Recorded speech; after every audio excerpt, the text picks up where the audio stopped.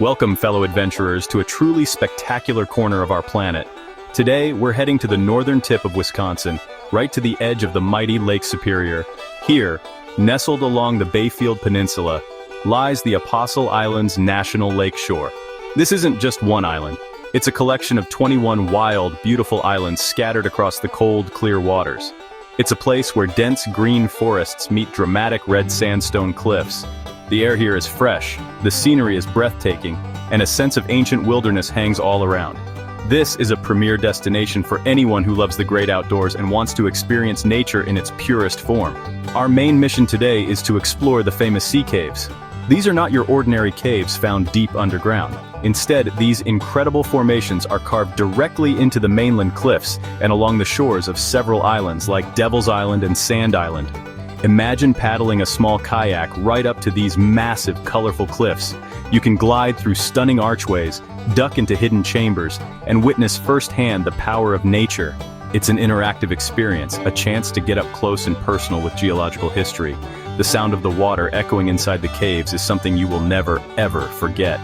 The journey begins in the charming town of Bayfield, Wisconsin. This small, friendly community is the main gateway to the Apostle Islands. It's filled with colorful shops, cozy inns, and a beautiful marina where countless boats and kayaks are launched. Bayfield serves as the perfect base camp for our expedition. From here, you can join a guided tour, rent your own gear, or simply soak in the local culture before heading out onto the water. The town has a deep connection to the lake and the islands, and the people here understand the respect that this powerful environment demands from all who visit. Getting out on the water is where the real magic happens. As you leave the shore behind, the vastness of Lake Superior opens up before you. It feels more like an ocean than a lake. The water is a deep, mesmerizing blue, and the islands rise from it like ancient sleeping giants. Paddling towards the sea caves, you become part of the landscape. Every paddle stroke brings you closer to a world sculpted by natural forces over an immense amount of time. This isn't just a simple boat ride, it's an immersive journey into the heart of one of America's greatest natural treasures. The story of the Apostle Islands Sea Caves is a tale of incredible patience and power, written by water and wind over thousands of years. The main ingredient is the beautiful red rock you see everywhere. This is the Devil's Island sandstone, a type of rock that formed over 1 billion years ago. Think about that. It's made of ancient river sediments that were compressed and cemented together over eons. This sandstone has layers of different hardness. Some layers are strong and tough, while others are much softer and weaker. This difference is the secret behind the cave's amazing shapes. Lake Superior is the artist that sculpted these masterpieces. For centuries, the lake's powerful waves have been crashing against these sandstone cliffs. The constant pounding of water, especially during big storms, slowly erodes the rock. The waves attack the weakest points first, washing away the softer layers of sandstone. Over time, this process carves out small cracks and holes. As more and more rock is worn away, these small openings grow larger, eventually becoming the incredible arches, pillars, and vaulted chambers we see today. It's a slow, relentless process of natural artistry. But it's not just the summer waves that do the work. Winter on Lake Superior is a whole different kind of powerful. The lake freezes, and massive sheets of ice are pushed against the shoreline by the wind. This ice acts like a giant bulldozer, scraping and grinding away at the rock. In the spring, the cycle of freezing and thawing water gets into the cracks of the sandstone. When the water freezes, it expands, acting like a wedge that pries the rock apart. This freeze-thaw cycle helps to break down the cliffs from the inside out, creating even more opportunities for the waves to work their magic. What's left is a stunningly complex coastline. You can paddle through soaring archways that look like cathedral windows and into deep, dark caverns where the sound of the water is amplified. The ceilings are often grooved and sculpted, showing the patterns of the water's flow. In some places, entire sections of cliff have collapsed, leaving behind massive pillars of rock standing alone in the water known as sea stacks. Every cave and every archway is unique, a testament to the unending dance between the hard rock and the persistent water of the Great Lake. Exploring them is like touring a natural art gallery. When we paddle through the Apostle Islands, we are not just exploring a natural landscape. We are moving through a place rich with human history.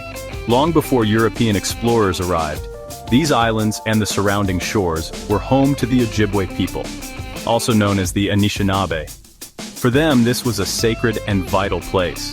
They called the largest island Madeline Island Moning Wunakauning, which means home of the golden-breasted woodpecker. It was the spiritual center of their nation. They fished the bountiful waters, hunted in the forests, and harvested maple sugar and wild rice, living in harmony with the seasons. The Ojibwe have a deep spiritual connection to the islands and the Great Lake, which they call Gichigami. Their stories and legends are woven into the landscape. They tell of powerful spirits that live within the waters and on the islands. The sea caves themselves were seen as powerful places, the homes of important Manadug, or spirits. Paddling into these caves, you can feel that ancient presence. It's important to remember that this is not just a recreational area, it is the ancestral homeland of a vibrant culture that continues to thrive in the region today, carrying on the traditions of their ancestors. In the 17th century, a new chapter of history began as French voyageurs and missionaries arrived. These rugged fur traders came in search of valuable beaver pelts, paddling massive birch bark canoes along the same routes the Ojibwe had used for centuries. They established trading posts and missions, creating a complex relationship with the native peoples. Men like Pierre Radisson and Médard de Groseilliers explored this region, mapping the coastline and documenting its resources. They were followed by quarrymen, fishermen, and lighthouse keepers, all of whom left their mark on the islands. As you kayak around the islands, you can still see remnants of this later history. On several islands, historic lighthouses stand as lonely sentinels, built in the 19th century to guide ships safely through these treacherous waters. These lights were essential for the shipping industry that carried iron ore, lumber, and grain across the Great Lakes. You might also spot the remains of old fishing camps or sandstone quarries, where stone was cut for buildings in cities across the Midwest. Every paddle stroke takes you through layers of time, connecting you to the Ojibwe, the voyageurs, and the lighthouse keepers who all called this incredible place home. Preparing for a kayaking trip to the Apostle Islands Sea Caves is absolutely crucial for a safe and enjoyable adventure. This is not a place to be careless. First and foremost, you need the right boat. A sea kayak, which is longer and narrower than a recreational kayak, is essential. These boats are designed for open water, offering better stability and speed to handle the lake's conditions. They also have sealed compartments, called bulkheads, which keep the boat from sinking if you capsize. You'll also need a lightweight paddle and a spray skirt, which seals you into the kayak to keep water out. Safety gear is non-negotiable on Lake Superior. The most important piece of equipment you will have is your personal flotation device, or PFD. You must wear it at all times. The water here is shockingly cold, even in the middle of summer, rarely getting above 50 degrees Fahrenheit. Because of this, a wetsuit or a dry suit is highly recommended to protect you from hypothermia in case you go into the water. You should also carry a bilge pump to remove water from your kayak, a paddle float for self-rescue, and a whistle or air horn to signal for help. Planning your route and checking the weather forecast is just as important as your gear. Lake Superior is famous for its unpredictable weather. A calm, sunny morning can turn into a dangerous afternoon with high winds and large waves in a surprisingly short amount of time.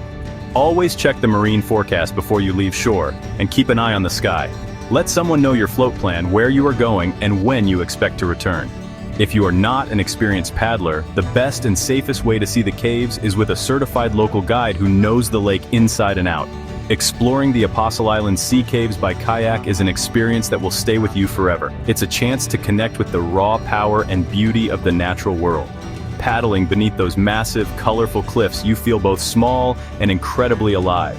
You are witnessing a geological story that has been unfolding for millennia and stepping into a landscape rich with human history. It's a true adventure that challenges your skills and rewards you with views of unparalleled beauty.